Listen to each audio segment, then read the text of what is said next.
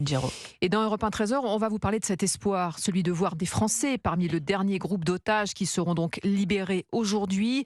Hier, Catherine Colonna, la ministre des Affaires étrangères, a déclaré: nous avons bon espoir que des otages français soient libérés avant la fin de la trêve. Jacques Serret, c'est une information Europe 1. Aujourd'hui, cela semble se préciser. Oui, selon les informations d'Europe 1, il est bel et bien question que des otages français retenus par le Hamas soient libérés aujourd'hui. Plusieurs sources concordantes haut placées nous confirment cette possibilité. La semaine dernière, Europe 1 évoquait la présence sur la liste de la cinquantaine d'otages censés être libérés, la présence des noms d'au moins 3 Français. Après les différentes libérations de vendredi, de samedi et d'hier dimanche, ce serait la première fois que des Français seraient présents parmi les otages libérés.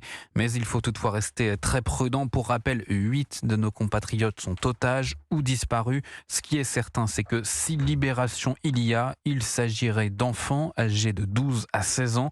Dans l'attente que tout cela soit confirmé d'ici à ce soir, plusieurs sources diplomatiques y voient déjà une forme de réussite de la diplomatie française, alors que depuis le début du conflit, Emmanuel Macron s'emploie à rester sur une ligne de crête entre soutien à Israël et solidarité à l'égard des civils gazaouis. Jacques Serret du service politique d'Europe 1.